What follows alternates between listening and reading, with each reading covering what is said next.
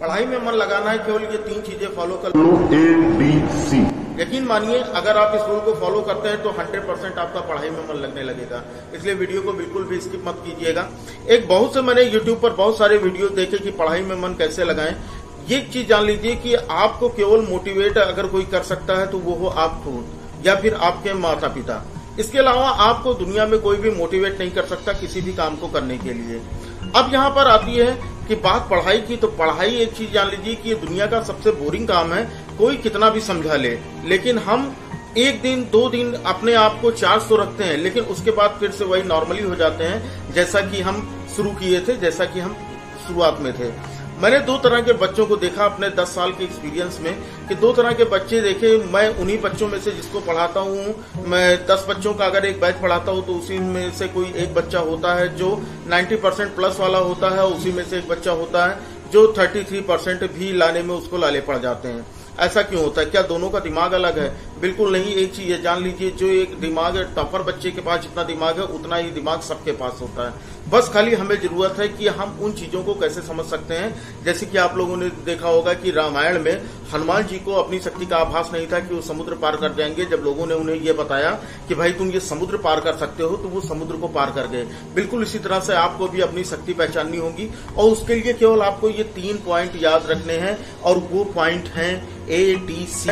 ए का मतलब होता है एम इन योर लाइफ। सबसे पहले तो ये पहचानो कि आपको करना क्या है।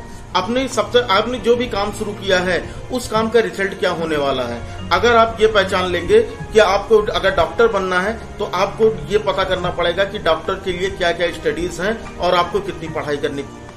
अगर आपने ये सोचा है कि आपको इंजीनियर बनना है तो ये पहले पता कीजिए कि इंजीनियर बनने की क्वालिफिकेशन क्या होती है और उनके लिए क्या क्या चीजें हमें पढ़नी पड़ती हैं और कैसे पढ़नी पड़ती हैं। उसके बाद आपके अगर मान लो कि आपको ये बनना है कि आपको सिविल सर्विसेज करने हैं, आपको IAS PCS का एग्जाम देना है, तो आप उनके इंटरव्यूज एक बार देखिए तो वो बताते हैं कि वो कितने घंटे स्टडीज करते थे और किस तरह से स्टडीज करते थे। सबसे पहले चीज आपको यही डिसाइड करनी है एम इन योर लाइफ। जिस दिन ये कंफर्म हो गया उस दिन आपका 35% काम हो गया कि आप पढ़ने लगोगे। लेकिन सबसे पहले एम डिसाइड करो। फिर बात करते हैं दूसरे नंबर की। दूसरे नंबर पे आता है हमारा डी का मतलब होता है ड्रीम्स ऑफ योर पेरेंट्स। आपकी नहीं, आपकी जो ड्रीम होगी आप सोचोगे मैं अपने हिसाब से पूरा करूं, वो आपकी ड्रीम तो हुई, साथ में आपके माँ बाप की भी ड्रीम हो। अगर आप उनके ड्रीम्स को, उनका ड्रीम ये नहीं है कि आप ये जॉब करो, उनकी ड्रीम ये बिल्कुल नहीं है। भाई आपका जो टारगेट है, आपका जो एम है, आप जिस भी सेक्टर में जाना चाहते हो आप जाओ, लेकिन उनका ड्रीम है कि मेरा बेटा एक सक्सेसफुल आदमी बने। तो सक्सेसफुल आदमी बनने के लिए आप उनको एक बार देखो। अगर आपने उनको अगर ध्यान से देख लिया, कभी वो सो रहे हैं और सोते हुए उनके चेहरे को देखना, उनके चेहरे पे वो रौनक नहीं दिखाई देती जब आप छोटे थे उस समय जो रौनक थी, क्योंकि उस समय उनके ऊपर इतनी ज्यादा प्रेशर हो गया, इतना ज्यादा टेंशन हो गया उनको कि आपका कैरियर कैसे। लेकिन आप कि भाई फोन करके और भाई क्या कर रहा है, आजा फ्री फायर खेलते हैं, पबजी तो बंद हो गया, आजा अब फ्री फायर खेलते हैं। तो आप फ्री फायर खेलने में 2 घंटे 3 घंटे आप वेस्ट कर रहे हो। आप दोस्तों को बुला कर आ भाई चल जाए बिग बाजार घूम के आते हैं, आप बिग बाजार घूमने में अपना टाइम वेस्ट कर रहे हो, दोस्तों के साथ चौराहे पे बैठ के गोलगप्पे लड़ा रहे हो। तो ये सब क्या है? इन सब में आपका केवल टाइम ऑफ वेस्टेज है। आप अपने माँ बाप को अगर देखोगे, अपने माता पिता को देखोगे तो आपको समझ में आएगा कि हाँ ये मैं टाइम वेस्ट कर रहा हूँ, उनके पैसे वेस्ट कर रहा हूँ, उनके सपनों को तोड़ रहा हूँ। जिस दिन ये रियलाइज हो गया, यकीन मानो आप पढ़ने लगोगे। तीसरी चीज आती है कंसंट्रेशन।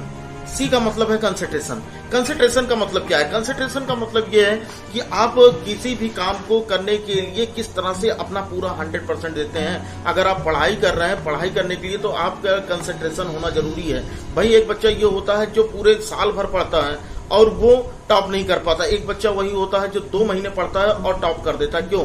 क्योंकि उसके पास पढ़ाई में कंसंट्रेशन है, उसका मन लगता है पढ़ाई में। अगर आप ऊपर वाली ये 2 बातें समझ गए ना, ए और डी, अगर ए और डी आप समझ गए तो सी आपके पास अपने खुद ब खुद अपने आप चल के आएगी।